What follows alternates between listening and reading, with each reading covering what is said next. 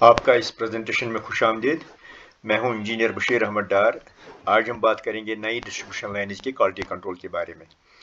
जैसा कि मैंने पहले भी डिस्ट्रीब्यूशन ट्रांसफार्मर की जो मैंने क्वालिटी कंट्रोल की प्रेजेंटेशन अपलोड की है अपने यूट्यूब चैनल पे, तो उसमें मैंने शुरू में ही बताया था कि KPDCL ने क्वालिटी कंट्रोल के हवाले से काफ़ी इकदाम उठाए हैं, जिनमें दो इकदाम हैं।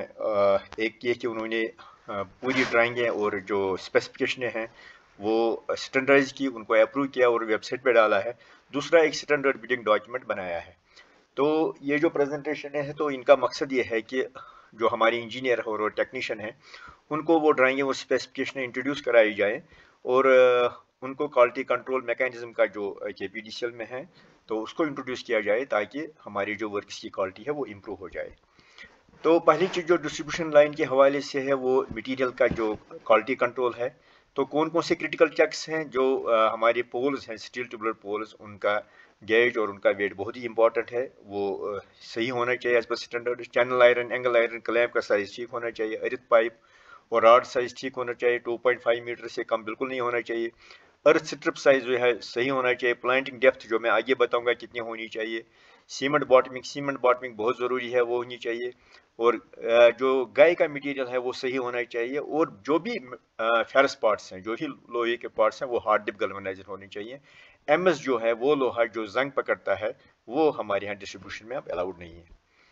तो प्लांटिंग डेप्थ यानी एक पोल कितना जानना चाहिए ज़मीन में, तो 8 मीटर वाला पोल जो है वो 1.5 मीटर, 9 मीटर वाला पोल 1.5 मीटर, 11 मीटर वाला पोल 1.83 मीटर, 13 मीटर वाला पोल 2.16 और 16 मीटर वाला पोल 3 मीटर। तो ये जो 11, 13 और 16 है, ये 1/6 ऑफ पोल हाइट जो है उतना ग्राउंड में जाना चाहिए।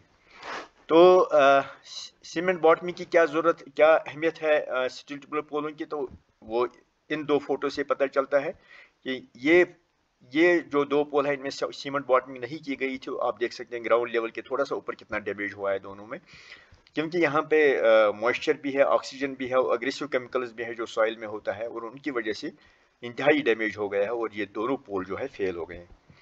तो सीमेंट बॉटमिंग की मैंने एक अलग से एक प्रेजेंटेशन दी है जो मेरी यूट्यूब चैनल पे है, आप वहाँ डिटेल में भी देख सकते हैं। तो यहाँ पे मैंने उसका थोड़ा सा एक्सट्रैक्ट लिया है। तो ये ड्राइंग है जो KPDCL की वेबसाइट पर है, उसका नंबर दिया हुआ है यहाँ पे। एज पर जो ब्यूरो ऑफ इंडियन स्टैंडर्ड्स है, उन्होंने ये लाजमी करार दिया है कि स्टील ट्यूबुलर पोल की जो सीमेंट बॉटमिंग है उसके ऊपर 200 mm का एक मफ लगना चाहिए। तो उसी को मद्देनजर रखते हुए KPDCL ने हर स्टील ट्यूबुलर पोल के लिए एक तो सीमेंट बॉटमी को लाजमी करार दिया है और दूसरा उसके ऊपर 250 mm का मफ है जो ग्राउंड लेवल के ऊपर होना चाहिए। तो उसकी डिटेल ये है, मैंने उस ड्राइंग का एक एक्सट्रैक्ट लिया है वेबसाइट से।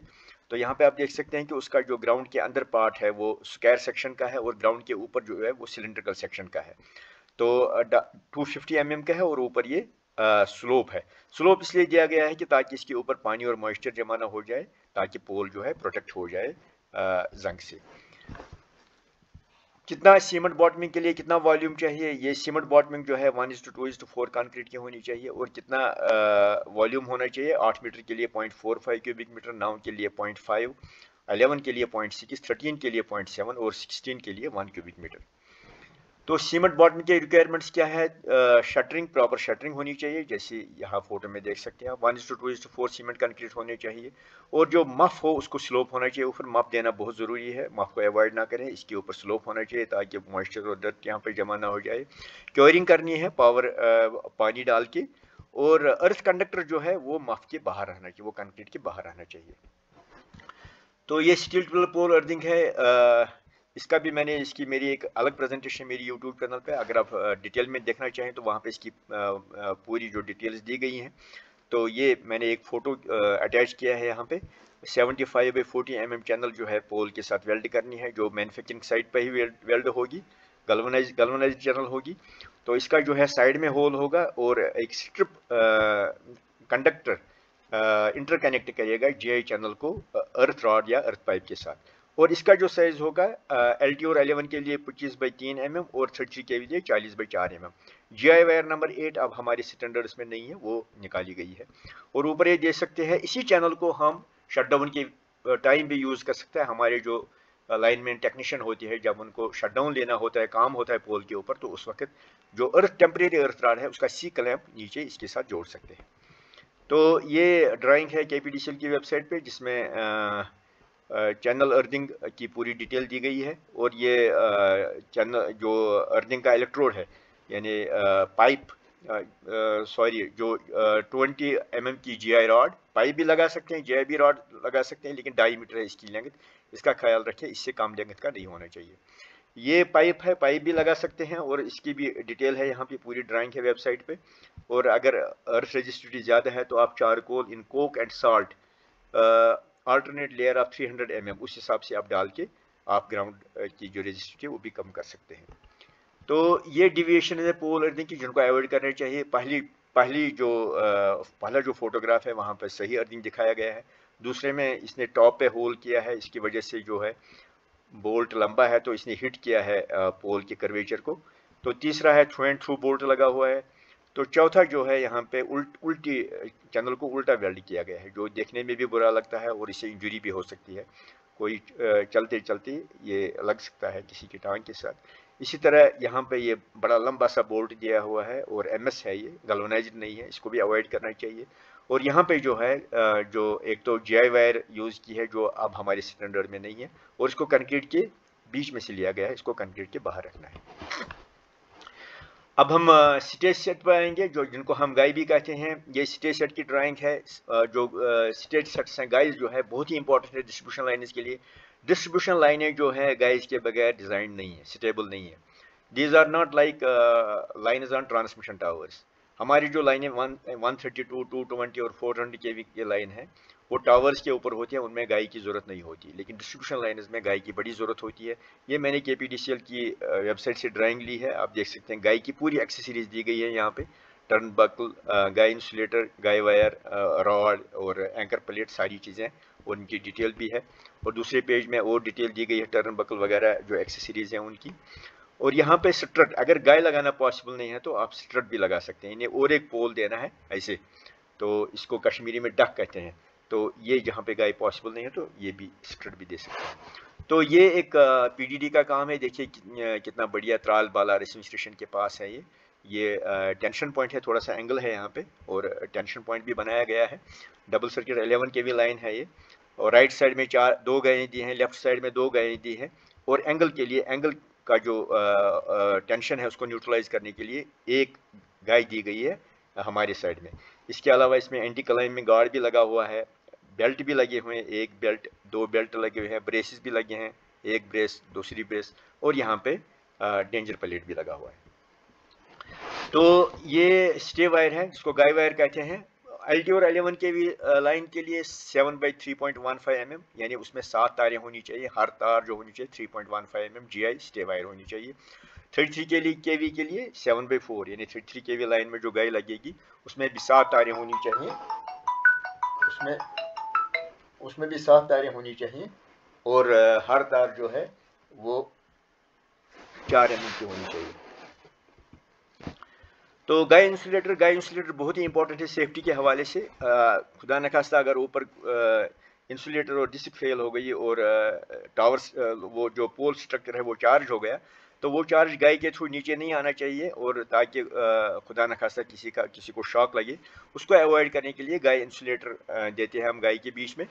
और LT लाइन के लिए type A guy insulator 44 kilo Newton का, 11 kV के लिए टाइप C 88 किलो न्यूटन का, और 33 kV के लिए 2 सीरीज में 2 गाय इंसुलेटर, और उनका दोनों 88 किलो न्यूटन का। जो नीचे वाला, इसमें 2 होल हैं, आप देख सकते हैं यहाँ पे, ऊपर एक होल है, नीचे एक होल है। जो गाय का नीचे वाला पार्ट है उसको ऊपर वाले होल में लेना है, और ऊपर वाला पार्ट जो है वो नीचे वाले होल में लेना है। उससे गाय इंसुलेटर का टूटने का खतरा कम हो जाता है, और अगर टूट भी जाए तो गाय फेल नहीं होगी, क्योंकि इन दोनों ऊपर वाले पार्ट का और दूसरे वाले पार्ट का इंटरलॉक हो जाता है यहाँ पे। ये गाय रॉड और टर्न बकल, ये गाय रॉड है जिसको नीचे ज़मीन की साइड लगाना है, और टर्न बकल ऊपर की साइड लगाना है। टर्न बकल नीचे नहीं लगाना है, KPDCL की जो ड्राइंग है उनमें टर्न बकल को ऊपर दिखाया गया है। और टर्न बकल का जो मकसद है, यहाँ पे एक नट है, आप इसको एडजस्ट कर सकते हैं, अगर with passage of time guy loose हो जाए तो आप इसको टाइट कर सकते हैं यहाँ पे, तो ये उसका मकसद है। یہ گائے کا اینکر پلیٹ ہے، یعنی گائے کو ہولڈ کرنا ہے زمین میں، تو وہاں پہ یہ ایک RCC پلیٹ لگے گا. آپ دیکھ سکتے ہیں یہاں پہ یہ آئرن کی راڈیں لگی ہوئی ہیں، MS راڈیں، ہارزونٹلی ورٹیکلی. یہ ٹاپ ویو ہے اس کا پلیٹ کا، یہ سیکشنل ویو ہے. اس حساب سے RCC پلیٹ بنا کے اس کو ایز اینکر پلیٹ یوز کرنا ہے. تو ونڈ لوڈ اور سنو لوڈ جو ہے بہت ہی اہم کردار ادا کرتے ہیں جب لائنز کا ڈیمیج ہوتا ہے، جب اب نارمل ویدر کنڈیشنیں ہوتی ہیں.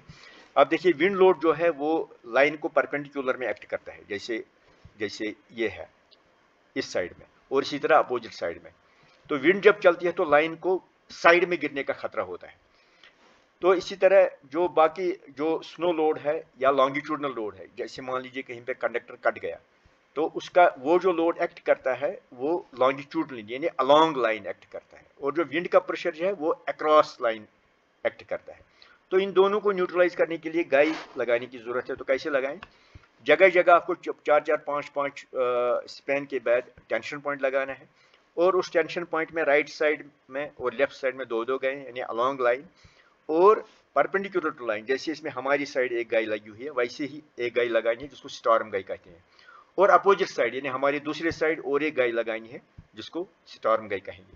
تو یہاں پہ تو وہ چھٹی گائی نہیں لگی ہے کیونکہ یہاں پہ اینگل ہے، تو اس لیے یہاں پہ لگانے کی ضرورت نہیں ہے. تو جب آپ ٹینشن پوائنٹ دیں گے بیچ بیچ میں، تو ان میں یہ 2-2-4-2-6 گائے لگنی چاہیے.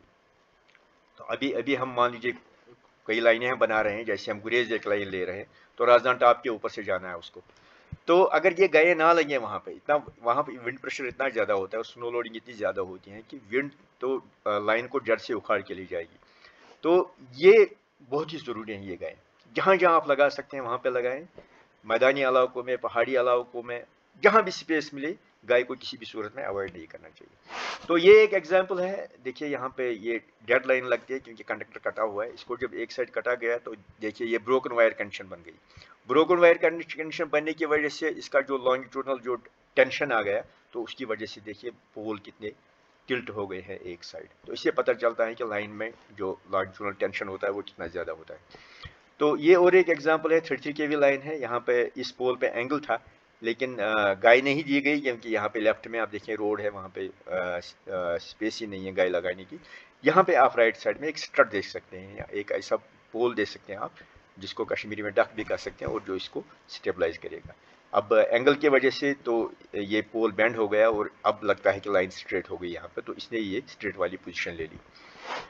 تو گائے ویسے تو کافی مشکل ہے، ROW ایشوز ہیں، گائے لگانے نہیں دیتے لوگ، لیکن کئی جگہ ایسی ہیں جہاں پہ گائے لگانا نسبتاً آسان ہے. جیسے ریور بینکس ہیں، دریا کے کنارے، جیسے نالاز ہوتی ہیں، سٹریمز ہوتی ہیں، ندیاں ہوتی ہیں، فلڈ چینل ہوتی ہیں، ان کے کنارے پر لگانا. فارسٹ ایریاز میں ہم لائنیں لیتے ہیں، کیرن لیتے ہیں لائن، مسل ہم نے لائن لی ہے، گریز لینی ہے لائن. اسی طرح ٹورسٹ مان لیجیے دودھ پتھری لینی ہے لائن، سون مرگ، یوس مرگ وغیرہ ان جگہوں پہ لائنیں لینی ہے. تو وہاں پہ فارسٹ ایریاز میں سپیس ملتی ہے تو وہاں پہ گائے لگا سکتے ہیں. along ہائی ویز، اسی طرح پیومنٹس آف روڈز جہاں جہاں پاسبل ہو وہاں پہ گائے لگا سکتے ہیں. کبھی کبھی ایسا ہوتا ہے کہ ہمارے پاس فنڈز پورے نہیں ہوتے تو ہم اس وجہ سے بھی گائے نہیں لگا پاتے، لیکن فیوچر میں بھی گائے لگا سکتے ہیں. تو آپ جب بھی آپ کو موقع ملے HTLT امپرومنٹ اسکیمز میں، تو وہاں پہ گائے لگائیں. گائے کو اوائڈ نہ کریں، گائے لگانا بہت ضروری ہے. اور ایک غلط فہمی ہے کہ سیمنٹ باٹمنگ جو ہے وہ گائے کا نعمل بدل نہیں ہے. نہیں، سیمنٹ باٹمنگ کا مقصد کچھ اور ہے، گائے کا مقصد کچھ اور ہے. اس لیے گائے کو کسی بھی صورت میں اوائڈ نہیں کرنا چاہیے. تو یہ جو ڈسٹریبیوشن لائن کا یہ کوالٹی کنٹرول کی جو پریزنٹیشن یہ کنٹینیو ہوگی. پارٹ 2 میں کنڈکٹر کانفیگریشن کے بارے میں بتاؤں گا، تو مہربانی کر کے وہ پارٹ بھی آپ دیکھیں.